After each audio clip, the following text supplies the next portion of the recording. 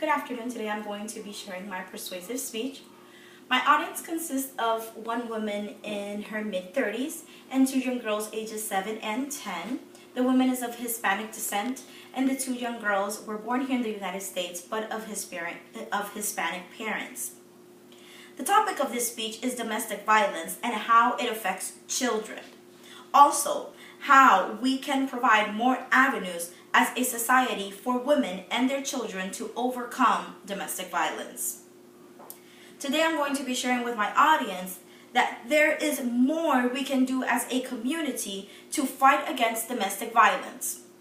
Some women never leave because they think there is no way out.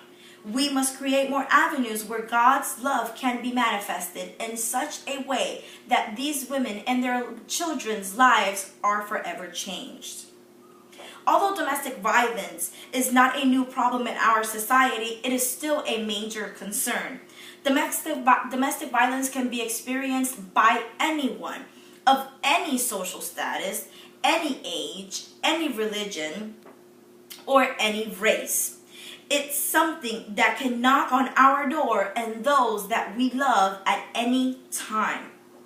Today I want you to know what role we can individually take to make a difference or how we can help someone that is going through domestic violence.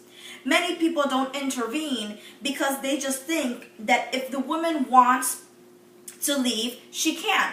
But that's not the reality for everyone. Some women want to leave but just don't know how. For me, choosing this social problem is a very personal thing. I suffered domestic violence, not to my person, but as a daughter. And I am a living witness of the effects it causes, not only to the women who live this, but to the children as well. Domestic violence is spoken about today more than ever, but there is still a long road ahead. Through providing proper tools and education to women and their children, we can help reduce statistics in a drastic way. I will provide statistics that demonstrate how high the rate of domestic violence is and the effect it has on children. Also, I will show my personal ideas as to how we can provide effective tools to finalize. I will provide redemptive remedies where God's love is manifested in such a way that they and their children are able to be restored. Now, let's begin. According to the NCADV, the National Coalition Against Domestic Violence, nearly 20 people per minute are physically abused by an intimate partner in the United States. In 1 year, it is believed that more than 10 million women and men are assaulted by their partners. 40% of women murder victims were killed by their partners. Children that are raised in a household with domestic violence are affected developmentally, psychologically, and emotionally.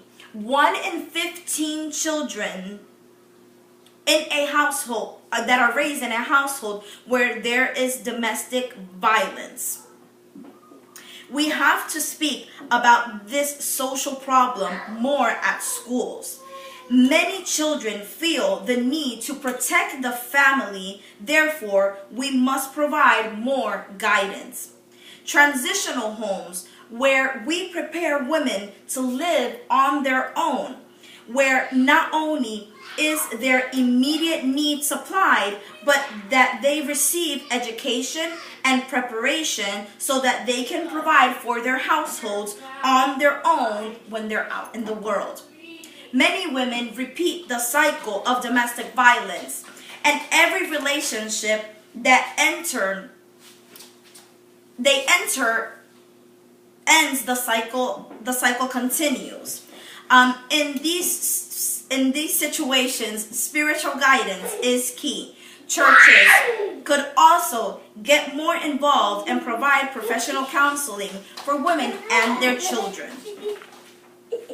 Many times women don't leave because they don't have anywhere to go or how to provide for their children.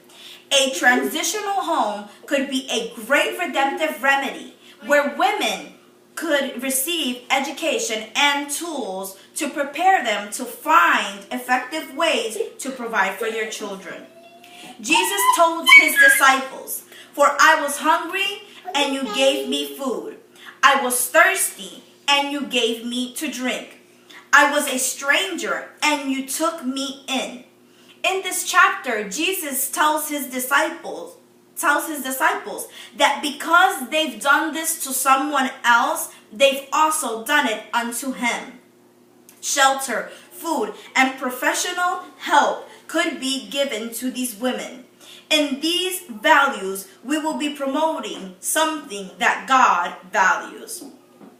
In these homes, we can shower them with the love of God. The God-valued outcome proposed here is found in Mark chapter 12, verse 31. "Thou shalt love thy neighbor as thyself. There is none other commandment greater than these." Domestic violence is spoken today more than ever. With websites, hotlines, and plenty of information, everyone is aware it is a social problem. But there is still more that can be done. As a society, we must feel the weight of this existing social problem. It is important that as a society, we are aware and committed to make a change. Let's be the light in someone's darkness. To conclude, I encourage you to take action in any way you can. We never know how close this could hit home for us. Let's keep our children and our youth orientated. If we know someone is going through domestic violence, don't stay quiet. Take action because you never know if you will be saving a life. Thank you very much.